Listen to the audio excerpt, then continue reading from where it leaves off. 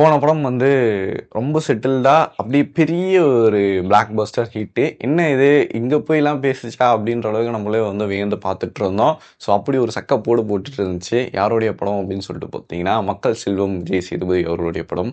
So அவருடைய படம் மீண்டும் ஒன்று வந்து இந்த வருஷத்தில் வந்து வந்திருக்கு. வணக்கம், நான் உங்கள் நெடுமாறன் ராஜாங்கம். ஸோ என்ன படம் அப்படின்னு சொல்லிட்டு பார்க்க போகிறோமா, அதை தான் இந்த வீடியோவில் வந்து பார்க்க போகிறோம். ஏய்ஸ் இந்த படத்தை வந்து டைரக்ட் பண்ணியிருக்காரு டைரக்டர் ஆறுமுகம் குமாரன். அண்ட் இந்த படத்துக்கு வந்து இசை அமைச்சிருக்காரு ஜஸ்டின் பிரபாகரன். இந்த படத்துக்கு வந்து பின்னணி இசை அமைச்சிருக்காரு சாம் சிஎஸ். அண்ட் இந்த படத்துடைய முக்கியமான ஸ்டார் காஸ்டிங்காக விஜய் சேதுபதி, யோகி பாபு அண்ட் ருக்மணி, வசந்த், திவ்யா பிள்ளை, பப்ளு மற்றும் பலர் வந்து நடிச்சிருக்காங்க. ஏஸ் படத்துடைய ஸ்டோரி என்ன அப்படின்னு சொல்லிட்டு பார்த்தோம்னா, போல்டு கண்ணன் ஜெயிலிருந்து ரிலீஸ் ஆகி மலேசியா வராரு. மலேசியா வந்த போல்டு கண்ணனுக்கு ஒரு நார்மலான லைஃப் வாழணும் அப்படின்னு சொல்லிட்டு ஆசைப்படுறாரு. ஸோ வேலைக்கு போய் சேர்றாரு as a குக்கா. யார் கீழே அப்படின்னா அறிவு. அவங்க வந்து வேலைக்கு சேர்த்து விடுற இடம் வந்து கண்ணம்மா அப்படின்னு சொல்லிட்டு ஒருத்தவங்க கிட்ட. இதில் மலேசியாவுக்கு போனது வந்து ருக்மணி மேலே ஒரு காதல் வருது. ருக்மணிக்கு ஹெல்ப் பண்ண போகிற நம்மளுடைய போல்டு கண்ணன் ஒரு பிரச்சனையில் மாட்டிக்கிறாரு. இவங்க 3 பேருக்குமே முக்கியமான தேவையாக இருக்கக்கூடிய அந்த பணத்தை போல்டு கண்ணன் எப்படி வந்து ஒரு கிரைம் பண்ணி எடுக்கிறாரு, அதிலிருந்து இவங்க எல்லாரையுமே வந்து தப்பிக்க வைக்கிறாரா அப்படின்றது தான் படத்துடைய கதை. ஆக்சுவலாக ரொம்ப செட்டில்டாக ரொம்ப ஒரு அதாவது விஜய் சேதுபதி, இந்த பக்கம் யோகி பாபு, இவங்களுடைய காம்பினேஷன்லாம் வரக்கூடிய காமெடி நிறைய இடங்களில் வந்து ஸ்கோர் பண்ணலனாலும், ஒரு சில இடங்களில் வந்து அப்படி ஃப்ளாட்டடாக இருந்தாலும், அந்த காம்பினேஷன் பார்க்குறதுக்கே கொஞ்சம் நல்லா இருந்துச்சு. நிறைய இடங்களில் வந்து ரொம்ப செட்டில்டான ஒரு சின்ன சின்ன காமெடிஸ் வந்து நல்லாவே ஒர்க் அவுட் ஆகிருந்துச்சு. ஸோ ரொம்ப நல்லாவே வந்து போயிட்டு இருந்துச்சு தான் சொல்லி ஆகணும்.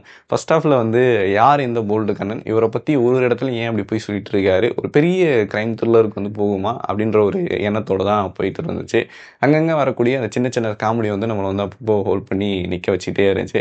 அண்ட் தென் படத்தோடைய ஆக்ஷன் பிளாக்காக ஒரு இடம் வந்து பெருசாக மாறப்போகுது அப்படின்னு நினைக்கும் போது, இல்லை அது சும்மா ஒரு கற்பனை அப்படின்ற மாதிரி இது பண்ணது ரொம்ப நல்லா இருந்துச்சு. ஃபர்ஸ்ட் ஹாஃபில் எனக்கு தெரிஞ்சு மலேசியாவில் வாழக்கூடிய அந்த தமிழ் மக்கள் அங்கே போயிட்டு ரொம்ப சாதாரணமான வேலைகளை பார்த்துட்டு இருக்கக்கூடிய அவங்களுடைய லைஃப்பை ரிஃப்ளெக்ட் பண்ண மாதிரியே இருந்துச்சு. ஸோ அங்கே அவங்க எந்த மாதிரியான ஒரு சிரமத்துக்கு வந்து ஏற்படுறாங்க, அங்கே தமிழ் மக்கள் எந்த மாதிரி ஒன்றா இருக்காங்க அப்படின்ற பல விஷயங்கள் வந்து ரொம்ப செட்டில்டாக வந்து படத்தில் வந்து காமிச்சிருக்காரு டைரக்டர் ஆறுமுகம் குமரன்.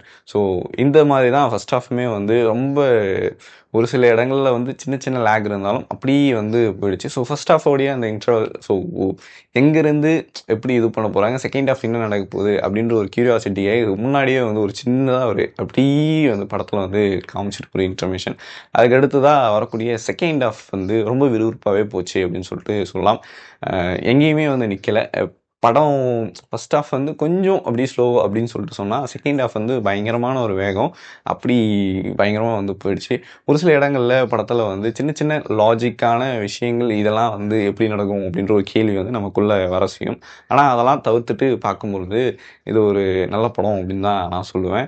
ஏன் அப்படின்னு சொல்லிட்டு பார்த்தோம்னா, ரொம்ப பெரிய வயலன்ஸ் இல்லாமல், ரத்தம் தெரிக்காமல் ஒரு காமெடி கலந்த கிரைம் அண்ட் த்ரில்லரை வந்து படத்தில் வந்து கொடுத்துருக்காரு director Arumugam Kumaran. So and then இந்த படத்துக்கு வந்து பாடல்களாக வந்து ஜஸ்டின் பிரபாகரன் அவர் வந்து ஜஸ்டிஸ் பண்ணியிருக்காரு. உருகுதே சாங்லாம் எனக்கு பயங்கரமாக வந்து பிடிச்சிருந்துச்சு. அண்ட் தென் வரக்கூடிய ஒரு சில மெலடியுமே நல்லா இருந்துச்சு. பின்னணி இசையில் வந்து அப்படியே கொஞ்சம் பயங்கரமாக ஸ்கோர் பண்ணியிருக்காரு சாம் சிஎஸ். ஸோ பின்னணி இசையுமே நல்லா இருந்துச்சு. அதை விட்டு விஷுவலாக படத்தை வந்து மலேசியாவை காமிச்சதும் சரி, இல்லை படத்தை காமிச்சதும் சரி நல்லா இருந்துச்சு. நம்மளை எங்கேஜ் வந்து பண்ண வச்சுட்டே இருந்தாங்க. ஓவராலாக ஏஸ் வந்து நமக்கு வந்து ஒரு ஆவரேஜான ஓகே அப்படின்ற அளவுக்கு ஒரு ஸ்கோரை வந்து பண்ணியிருக்கு.